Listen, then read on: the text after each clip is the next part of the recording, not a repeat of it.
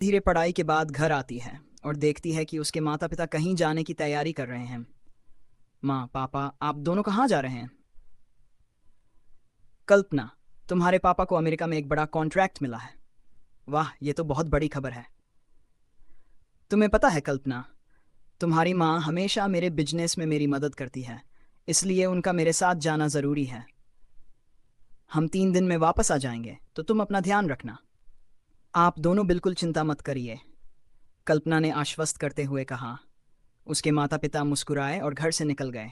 जैसे ही वे बाहर गए, कल्पना ने खुशी से खुद से कहा, माँ और पापा 3 दिन में वापस आ जाएंगे।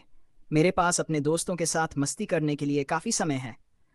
ये कहते हुए कल्पना ने तुरंत अपनी दोस्त पारुल को फ़ोन किया।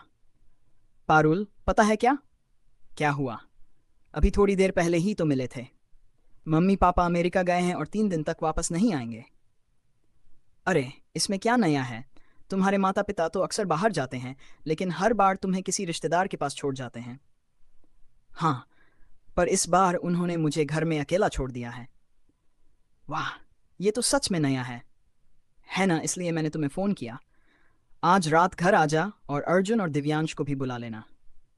पार्टी करते हैं और मस्ती करते हैं। सपना ने फ़ोन रखा और अपने दोस्तों का इंतज़ार करने लगी।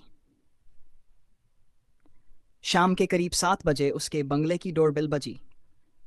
लगता है वे आ गए, उसने सोचा। उसने दरवाजा खोला और देखा कि पारुल, अर्जुन और दिव्यांश दरवाजे पर खड़ी अंदर आए और चारों दोस्तों ने रात 2 बजे तक पार्टी की। कुछ समय बाद वे सोफे पर बैठे थे, तभी दिव्यांश ने सुझाव दिया, दोस्तों अब काफ़ी मस्ती हो गई, क्यों ना अब हम कोई गेम खेलें? कौन सा गेम? कल्पना ने पूछा। चलो ट्रुथ और डेयर खेलते हैं, दिव्यांश ने उत्साह से कहा। मुझे ये गेम बहुत पसंद है क्योंकि इसमें राज खुलते हैं और पता चलता है कि हम में से कौन कितना डेयरिंग है। कल्पना हंसते हुए बोली, मैं तुम्हें अच्छी तरह जानती हूँ दिव्यांश। तुम हमेशा इस गेम का इस्तेमाल हमारे राज जानने और फिर हमें छेड़ने के लिए करते हो, और साथ ही हमें डराने वाले डेयर भी देते हो। चिंता मत कर पारुल, कल्पना ने कहा, हम लड़कियां भी कम नहीं हैं। चलो इस गेम का मजा लेते हैं। उन्होंने खेल शुरू किया और जब कल्पना की बारी आई तो उसने डेयर चुना। दिव्यांश बोला, ठीक है कल्पना, चलो तुम्हारी बहादुरी की परीक्षा लेते हैं। पास में एक पुराना ईसाई कब्रिस्तान है जिसमें पीटर नाम के एक व्यक्ति की कब्र है। कहा जाता है कि पीटर शैतान की पूजा करता था और निर्दोष लोगों की बलि चढ़ाता था।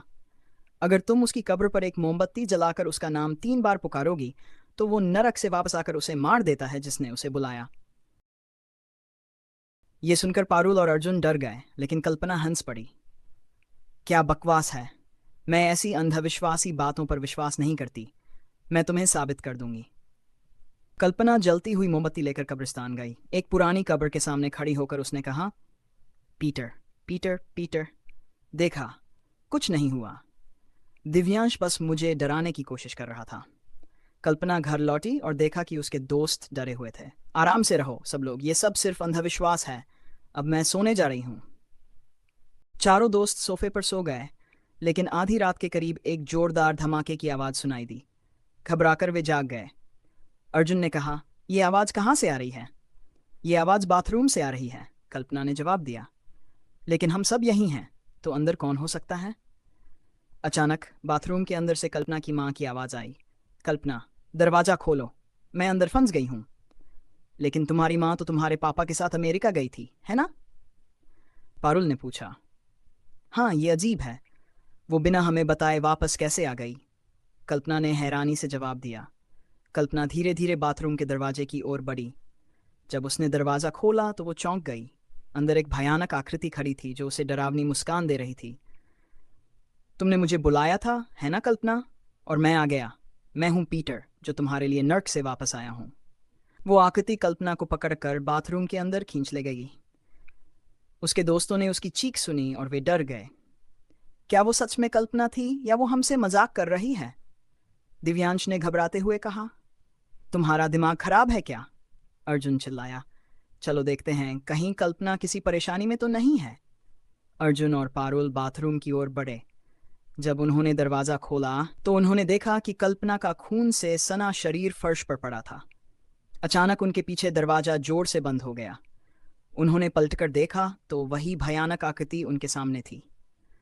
तुमने मुझे बुलाकर नर्क के दरवाजे खोल दिए हैं और अब तुम दोनों भी कल्पना के साथ जाओगे। उनके कुछ समझने से पहले ही उस आकृति ने उन पर हमला कर दिया और कुछ ही पलों में अर्जुन और पारुल की मौत हो गई। दिव्यांश इस खौफनाक मंजर को देखते हुए खुद को फिर से कब्रिस्तान में पाया। वो भयानक आकृति वहीं खड़ी मुस्कुरा रही थी। तुम कहाँ जा रहे हो? तुम मुझसे नहीं बच सकते। अब तुम हमेशा के लिए अपने दोस्तों के साथ यहीं रहोगे। वो आकृति जोर जोर से हंसने लगी और दिव्यांश की नज़र धुंधली पड़ गई। वो वहीं ढेर हो गया। तब से उस कब्रिस्तान में खोई हुई आत्माओं की हंसी गूंजने लगी।